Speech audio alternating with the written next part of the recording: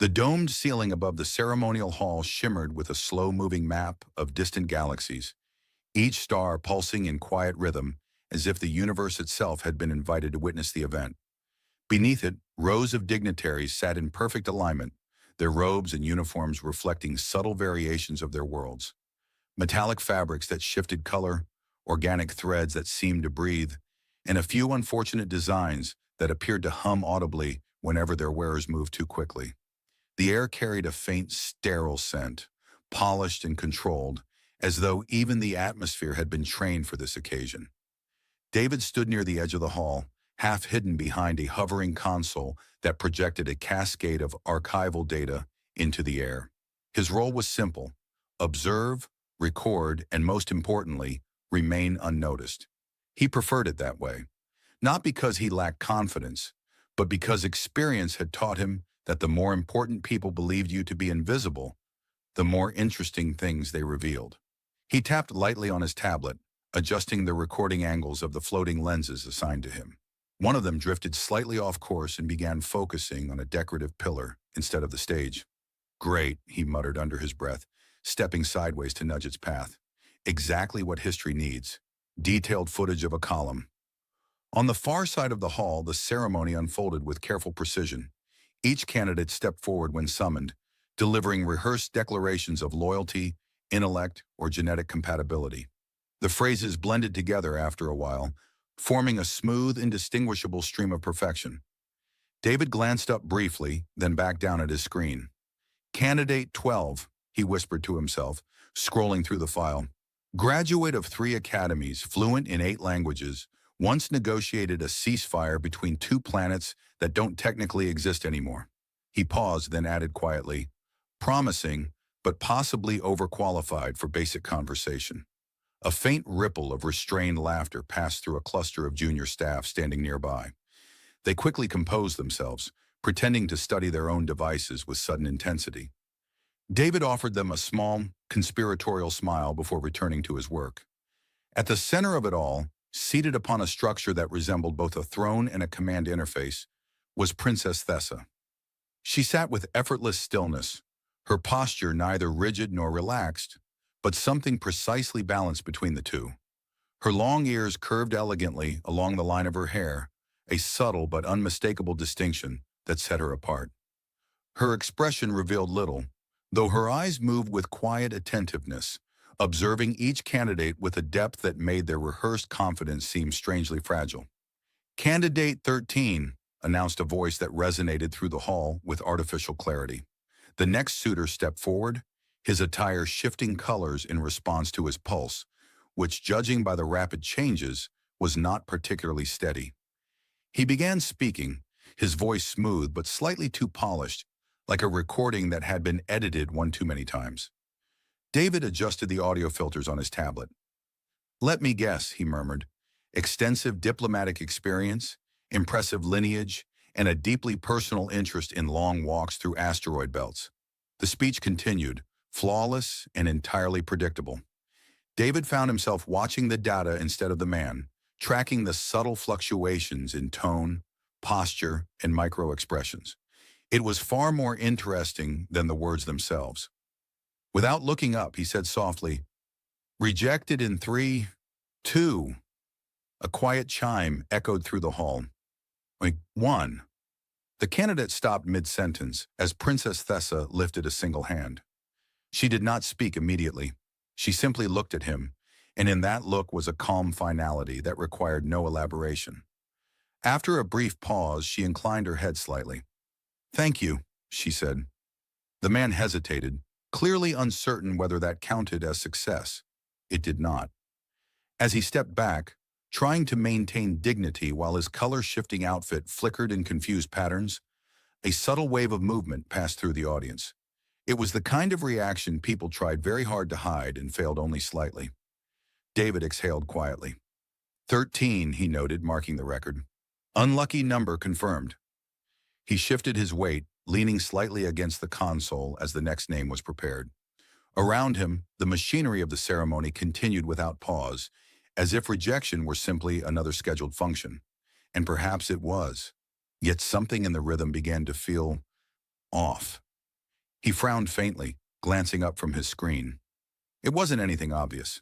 The candidates still approached, still spoke, still left. The hall remained composed, the atmosphere controlled. But there was a subtle change, like a pattern that had skipped a step. David adjusted one of the floating lenses again, angling it toward the center. Maybe I'm just tired, he muttered. Or maybe the galaxy's most advanced selection process is just incredibly repetitive, another candidate began speaking. David didn't bother checking the file this time. Instead, he watched Princess Thessa. For the briefest moment, her gaze shifted. Not toward the candidate, not toward the advisors, but outward, scanning the hall with quiet precision. And then, without warning, it stopped. On him, David blinked. He glanced behind him, just to be sure there wasn't someone more important standing there. There wasn't.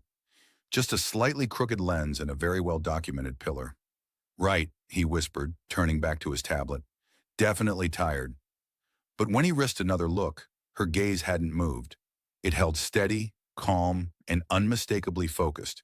And for the first time since the ceremony began, David felt something he hadn't expected to feel in a room like this. Not pressure, not fear, just the quiet, unmistakable sense that something was about to go very, very wrong. Or possibly very, very unexpected. David held her gaze for exactly 3 seconds before instinct took over, and he looked down at his tablet as if it had suddenly become the most important object in the galaxy. He tapped the screen twice, then a third time, despite nothing actually needing adjustment. The hovering lens beside him beeped softly, offended by the unnecessary input. Relax, he muttered under his breath, mostly to himself and partly to the lens. She's not looking at you. You are statistically insignificant. The lens rotated slightly as if disagreeing. Across the hall, the candidate was still speaking, or perhaps he had finished. It was difficult to tell because no one seemed to be listening anymore. A subtle shift had passed through the audience, like a ripple traveling beneath a perfectly still surface. Eyes moved, postures adjusted, conversations paused before they even began. Princess Thessa stood. It was not dramatic. There was no sudden music, no announcement, no flashing of lights. She simply rose from her seat with the same controlled grace she had maintained all evening. And yet the effect was immediate. The candidate stopped speaking mid-sentence, his final word hanging awkwardly in the air like a misplaced punctuation mark. David froze. Okay, he whispered, staring very intently at his tablet. That's new. He heard the faint sound of movement, soft footsteps crossing the polished floor. Not hurried, not hesitant, deliberate. Don't look up, he told himself. This is not your situation. You are an observer. Observers observe from a distance. That is literally the job description. The footsteps did not stop. A shadow fell across the edge of his console. David slowly lifted his head. Princess Thessa stood in front of him. For a brief, highly unproductive moment, his mind offered no thoughts whatsoever. It was a rare occurrence, and under different circumstances, he might have appreciated it. He glanced behind him again. Still no one. Right, he said quietly. Just confirming. The hall had gone completely silent. Even the ambient hum of the system seemed to lower itself, as if aware that it was not the main event. Thessa regarded him with the same calm focus he had noticed before, but now there was something else beneath it. Not intensity, not urgency, something quieter, something certain. You are David Aaron, she said. It was not a question. He blinked. Yes, yes, that is technically correct. A faint pause followed, as if the universe itself was waiting for clarification. I'm here to document the... He gestured vaguely toward the stage, where several highly qualified candidates were now standing in various states of confusion. The ongoing selection process, Thessa nodded once. I know. That did not help. David shifted his weight slightly. Good. That's good. It would be concerning if you didn't. Another pause. Behind her, a distant voice attempted to speak, then thought better of it and retreated into silence. Thessa took a small step closer. Not enough to invade his space, but enough to make it clear that this interaction was not accidental. I accept, she said. David stared at her. I'm sorry, he replied after a moment, his tone polite and entirely sincere, but I believe you may have skipped a few steps. A faint flicker of amusement touched her expression. It was subtle, almost imperceptible, but it was there. There are no required steps, she said, only decisions. Yes, David nodded slowly, but usually those decisions involve candidates, which I am not, I checked. You are, she said simply. He glanced down at his tablet, scrolling rapidly through the official list. No, I'm fairly confident I would remember adding myself to this. You were not added, Thessa replied. Exactly. I chose you. David stopped scrolling. He looked up at her again, searching for any sign that this was a misunderstanding, a miscommunication, or perhaps an elaborate test he had somehow wandered into. I think, he said carefully, there may be a procedural issue. There is, she agreed. Relief flickered briefly across his face. Great. Then we can fix. I have corrected it. The relief vanished. Behind them, a low murmur began to build, quickly suppressed but impossible to eliminate entirely. Advisors leaned toward one another, exchanging urgent whispers. A hovering drone drifted closer, then paused mid-air, as if unsure whether it was witnessing history or a malfunction. David lowered his voice. With respect, Princess, I don't believe you can just select someone who isn't participating. Thessa tilted her head slightly, her long ear catching the ambient light. I just did. He considered that. Yes, he admitted, that does appear to have happened. He exhaled slowly, glancing once more at the hall.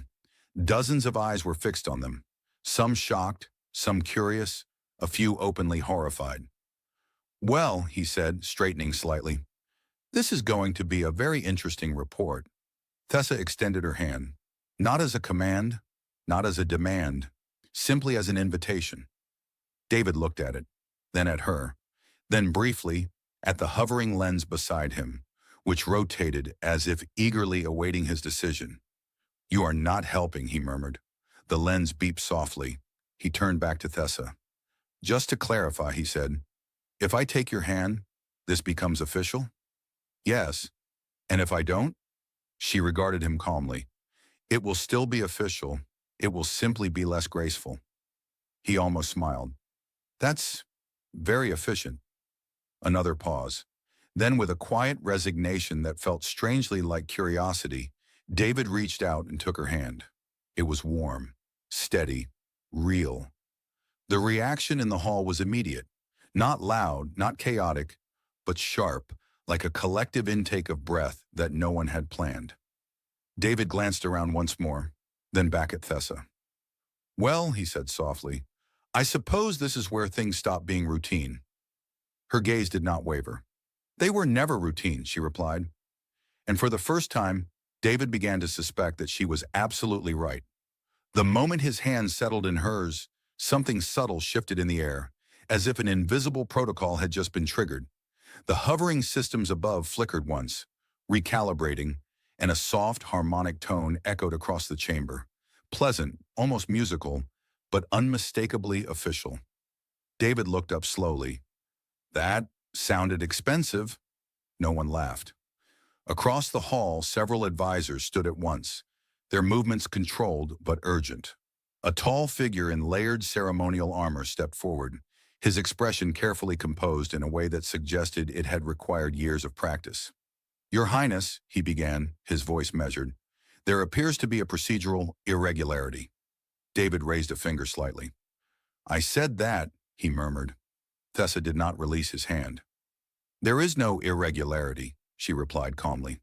There is, the advisor insisted, though still politely, as if arguing with gravity itself.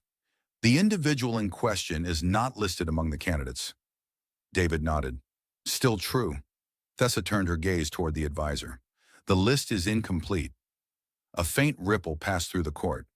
That was not the kind of statement one made lightly. The advisor hesitated, then adjusted his stance. With respect, Your Highness, the list was compiled using the most advanced selection algorithms available. It includes individuals with optimal compatibility across genetic, intellectual, and diplomatic parameters. David tilted his head. That sounds very thorough. Slightly concerning, but thorough. Thessa's expression remained unchanged. It does not include him? The advisor followed her gaze to David, studying him as though trying to locate the missing data points in real time. David gave a small, polite wave. Hello. I'm beginning to feel like a formatting error. A few of the junior staff nearby struggled to suppress their reactions.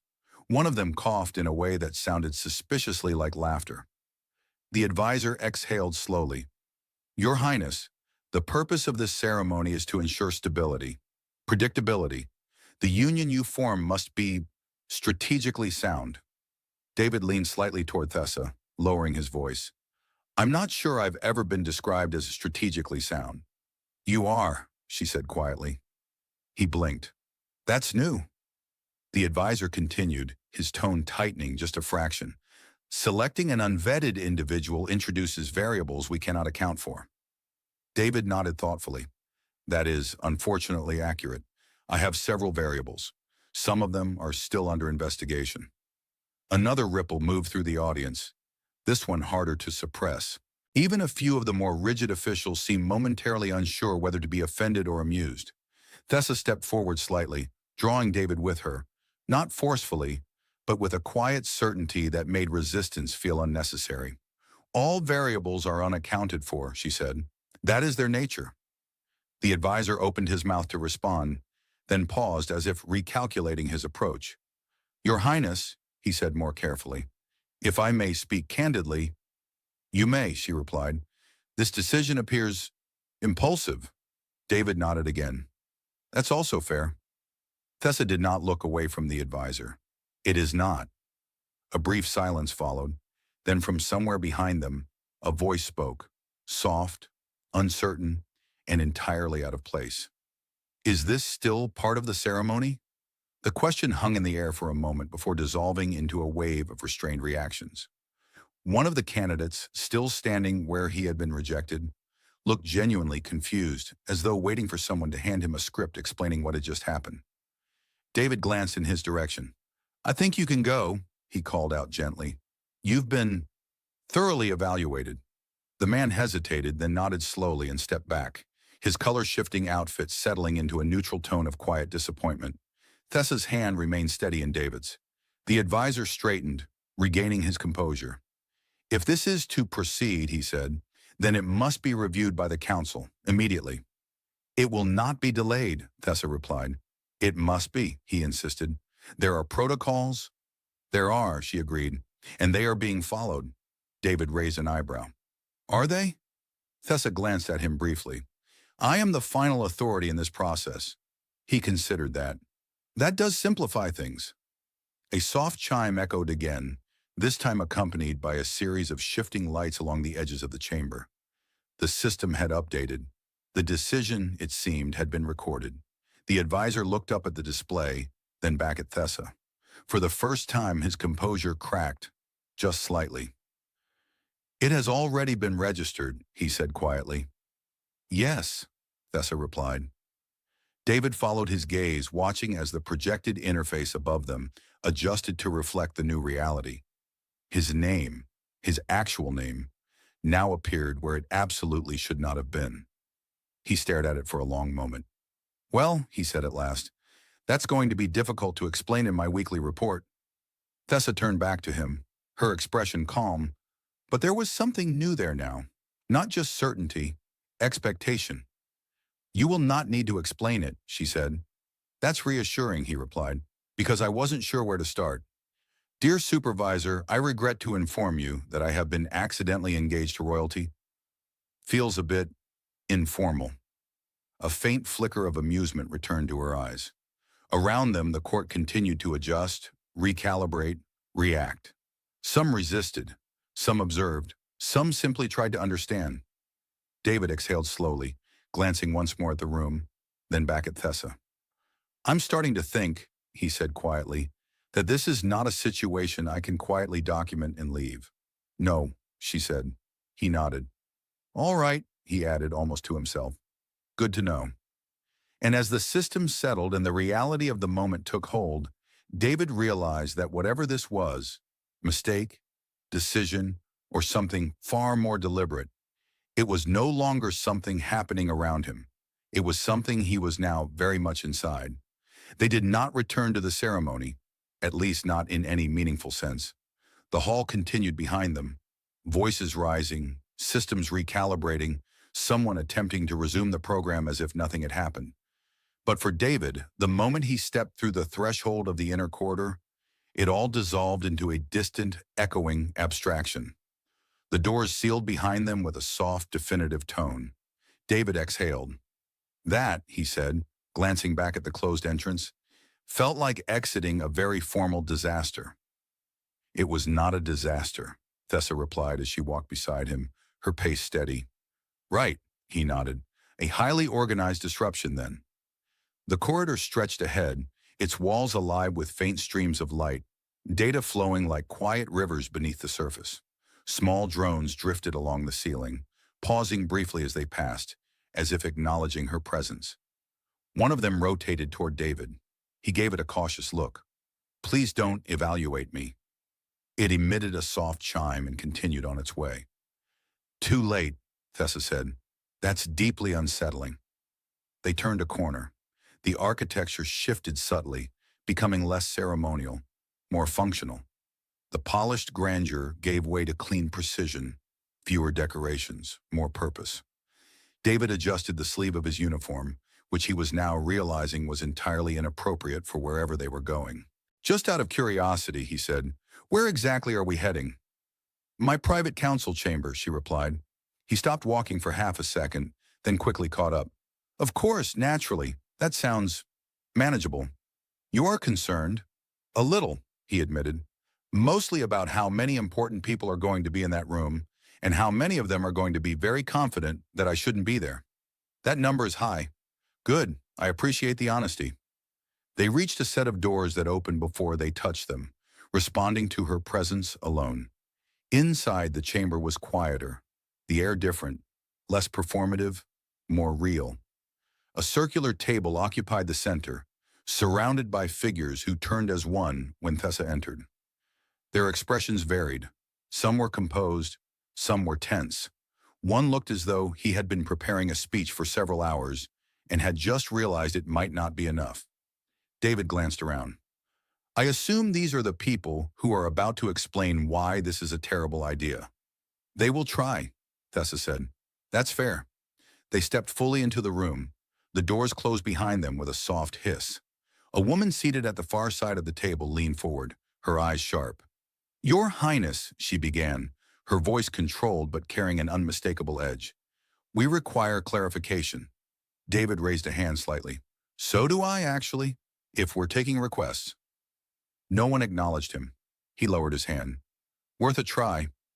Thessa moved to the center of the chamber, releasing his hand only once she was certain he would remain beside her. The gesture was subtle but deliberate. I have made my decision, she said. Yes, the woman replied. That much is evident. The concern lies in how that decision was reached. David nodded. Also something I'm interested in. Again, no one acknowledged him. He folded his arms lightly. I'm sensing a pattern. Another council member, an older man with a calm but heavy presence, spoke next. The selection process exists to prevent precisely this kind of unpredictability. David tilted his head. In my defense, I wasn't trying to be unpredictable. I was just standing there. That is part of the problem, the man said. Understood. Thessa's gaze moved across the room. You rely on data. We rely on accuracy, the woman corrected. You rely on performance, Thessa replied, on what is shown when someone knows they are being evaluated. A quiet tension settled over the chamber. David shifted slightly. I would like to point out that I was not showing anything. I was mostly trying to fix a camera. That is precisely the point, Thessa said. Several members exchanged glances. The older man leaned forward. You are suggesting that observation without awareness provides more reliable insight. Yes, David looked between them.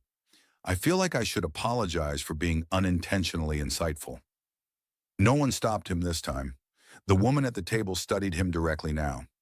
And you, she said, what is your understanding of this situation? David blinked. Currently, limited. A pause. I was assigned to document a ceremony, he continued. At no point did that assignment include becoming part of it. So my understanding is evolving. A faint flicker of something, amusement perhaps, passed through one or two faces before being quickly suppressed. And yet you accepted, the older man said. David considered that. Technically, I was informed that it would be official either way. I chose the version that involved less awkward standing. That earned a reaction, subtle, but real. Thessa remained still, watching them all with quiet certainty. I have observed him for months, she said. The room shifted again. David turned his head slowly. I'm sorry, how long? She did not look at him. Long enough. He nodded once. All right, that's something I will process later. The woman at the table spoke again, more carefully now. Observation is not interaction. You cannot know someone fully from a distance. I know enough, Thessa replied. David exhaled quietly. That's both flattering and slightly alarming. Silence followed. Then the older man leaned back, studying them both. This decision will be challenged. I am aware, Thessa said. It will not be easy to defend. I do not require ease. David looked at her for a moment, then back at the council. For what it's worth, he said, I also do not require ease. I would prefer it, but it does not appear to be available. A faint, reluctant smile touched the corner of the older man's expression. The tension in the room shifted. Not gone, not resolved, but altered. Less certain, less controlled. And somewhere within that shift, something new began to take shape. Not acceptance, not yet, but the first quiet acknowledgement that this, whatever it was, might not be as simple to dismiss as it had seemed. By the time David realized he had not been dismissed from the chamber, it was already too late to quietly leave.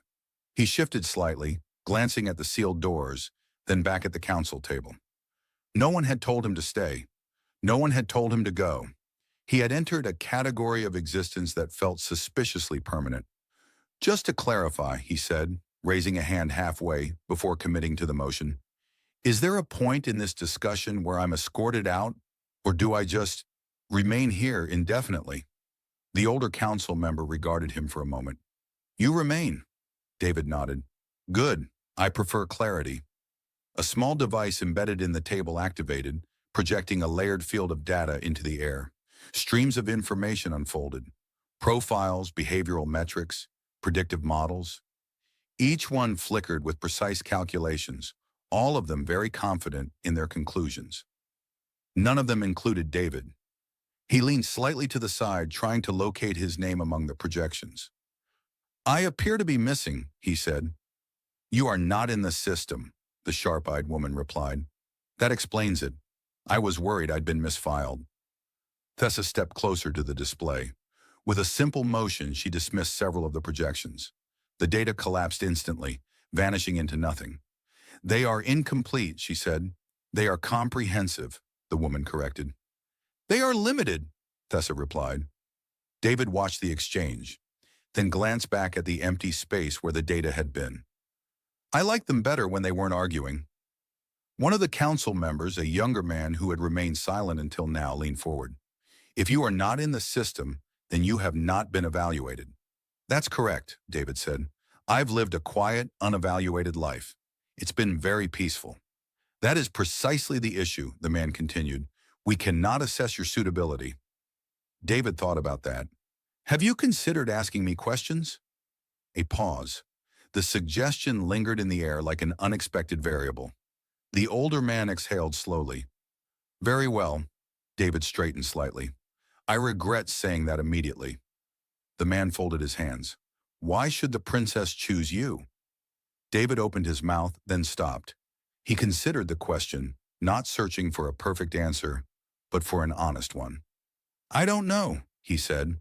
Several members shifted in their seats. That is not a reassuring response, the woman said. I didn't think it would be, David replied. But it's accurate. I didn't apply for this. I didn't prepare for it. I wasn't even aware it was an option. He gestured lightly. I was documenting people who were significantly more prepared than I am. The younger man frowned. Then why accept? David glanced briefly at Thessa. then back at the council. Because she chose me. The room fell quiet again. He shrugged slightly. That may not be a strategic answer, but it's the correct one. Thessa watched him, her expression unchanged but her attention sharper now. The older man leaned back. You placed the responsibility entirely on her? I placed the decision there, David said. Responsibility, I think that part is shared. A faint shift moved through the room. Not agreement, not yet, but something closer to consideration. The woman tapped a control on the table. A new projection appeared. This one focused, detailed. Security footage. David blinked. Oh, he said softly. That's me. The image showed him in the archives, surrounded by towering stacks of data cores. He was leaning over a console, speaking to a small maintenance drone. I told you, the recorded version of him was saying, if you keep recalibrating yourself every 5 minutes, you're never going to finish the task. You need consistency. Even machines need consistency. The drone beeped in response. David winced slightly. In my defense, it was a long shift. The footage shifted. Another moment. David handing a data pad to a nervous junior staff member, offering a few quiet words before returning to his work. Then another, and another. Each clip brief, ordinary, unremarkable, except they weren't. David watched in silence as the fragments of his unnoticed life unfolded in front of the most powerful people in the room. That's, he hesitated, then smiled faintly. Unexpectedly thorough. You were observed, the woman said. Yes, he replied. I'm beginning to understand that. The younger council member studied the footage. There is nothing exceptional here. No, Thessa said. The room turned to her. There is not, she continued. That is why it matters. A quiet stillness settled over the chamber. David looked at her, then back at the projection. I would like to point out, he said gently, that being selected for not being exceptional is a very new experience for me. A few of the council members almost smiled. The older man spoke again, his tone different now. You believe this demonstrates character. It does, Thessa said. It demonstrates routine, the woman countered. It demonstrates truth, Thessa replied.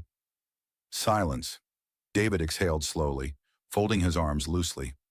For what it's worth, he said, I wasn't trying to demonstrate anything. That is clear, the younger man said. Good. The projection faded. The room remained quiet. Then slowly the older man nodded once. Not agreement, not approval. But something had shifted. David noticed it. He wasn't sure what it meant yet. But for the first time since stepping into this room, he felt like he was no longer being examined as an anomaly. He was being considered. And somehow that was even more unsettling. He glanced at Thessa. You've made this very complicated, he said quietly. Her gaze met his. It was always complicated, she replied. David thought about that, then nodded. Yes, he said. I'm starting to see that. By the time David was escorted, politely but unmistakably escorted, out of the council chamber, he had developed a new and very specific awareness of how quickly a life could become complicated. The doors sealed behind him with the same quiet finality as before. But this time, the silence in the corridor felt different, less distant, more directed. 2 palace attendants stood nearby, both impeccably composed, both watching him with the kind of careful attention usually reserved for volatile equipment. David glanced between them. I assume I'm not being released back into the archives.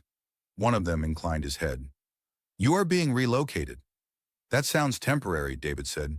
It is not. Good, I prefer honesty. They began walking. David followed, mostly because the alternative seemed significantly more awkward.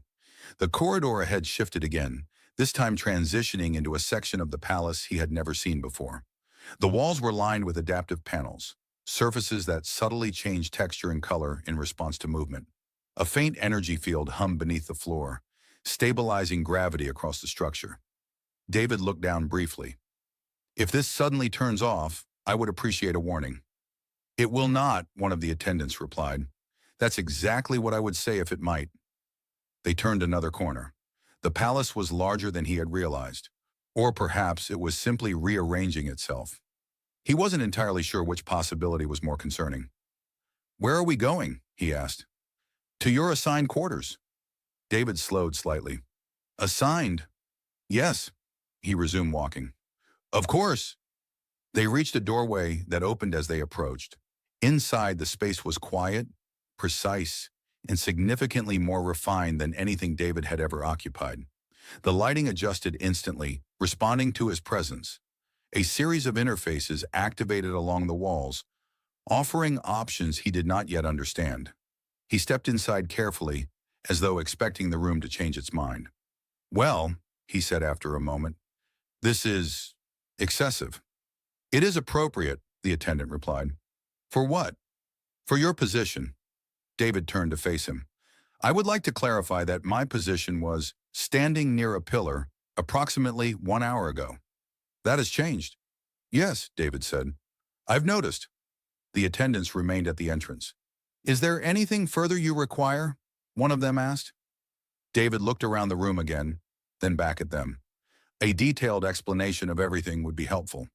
"That is not available." "Of course it isn't." They inclined their heads and left, the door sealing behind them. David stood in the center of the room, hands resting loosely at his sides. For a long moment, he said nothing. Then he exhaled. "All right," he murmured to himself. "Let's assess." He walked slowly along the edge of the space, examining the interfaces. One responded to his presence, projecting a series of options into the air: clothing configurations, environmental adjustments, nutritional selections. He paused at the clothing section. "Let's see how badly this goes." The system scanned him instantly, generating a set of recommendations: formal attire, ceremonial variants. Something labeled adaptive diplomatic wear, which sounded both important and uncomfortable. David selected one at random. A panel in the wall opened, presenting the outfit. He stared at it. Of course it glows. He reached out cautiously, touching the fabric. It shifted slightly under his hand, adjusting its structure. "All right," he said. "You win." Before he could change, a soft tone echoed through the room. He turned. A section of the wall opened, revealing a projection field. Princess Thessa appeared, not physically present, but rendered with enough clarity that the difference felt almost irrelevant. David straightened slightly. "That's efficient."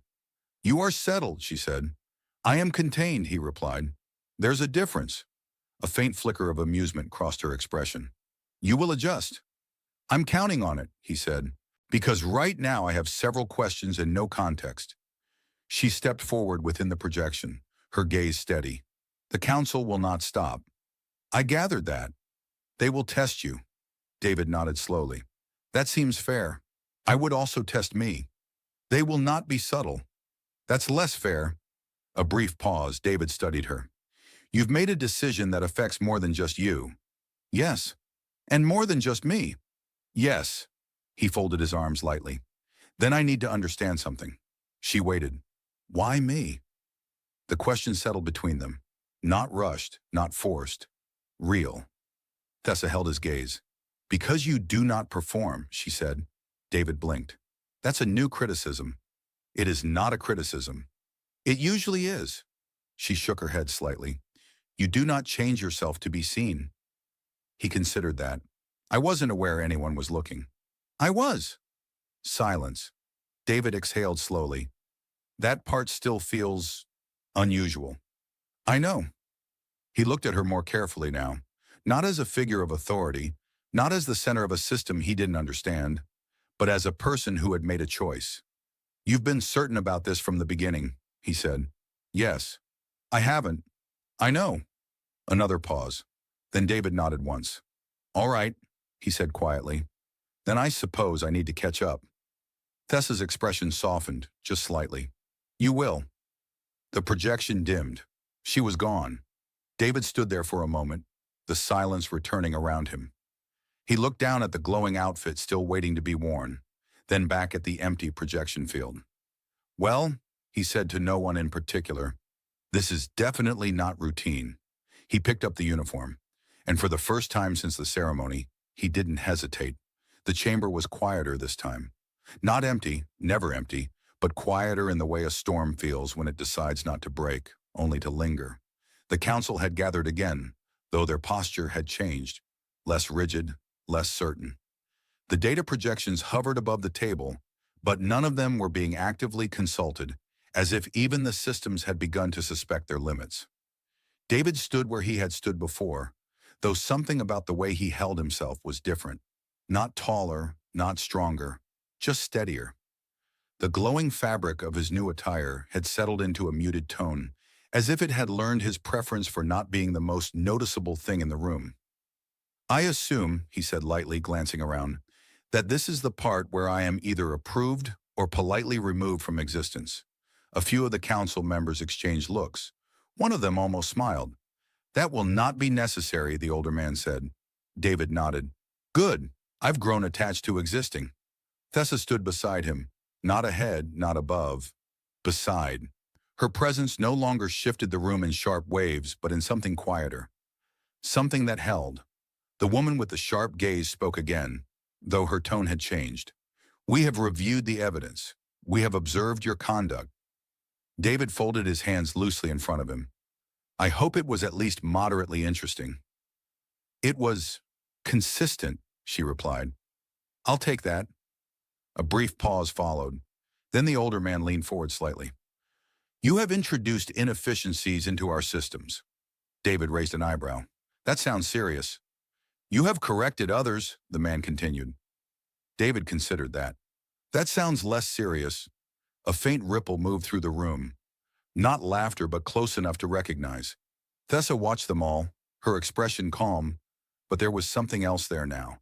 Something earned, not assumed. The woman spoke again. "Your presence has altered the behavior of the staff." David blinked. "I apologize if they've become more relaxed. That was not part of a coordinated plan." "They have become more effective," she said. He paused. "Oh." Silence settled, but it was no longer heavy. The older man exhaled slowly. "We do not fully understand this outcome." "That makes two of us," David replied. Another almost smile passed through the room. Then gradually the tension that had defined every previous moment began to dissolve. Not dramatically, not all at once, but piece by piece, like a structure that no longer needed to hold itself so tightly. The woman inclined her head toward Thessa.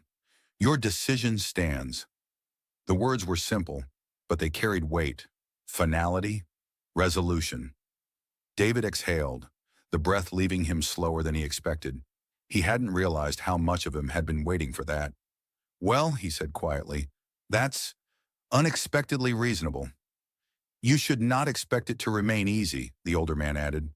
"I wouldn't dream of it." The council began to shift, their attention moving away, their focus returning to the broader systems they governed.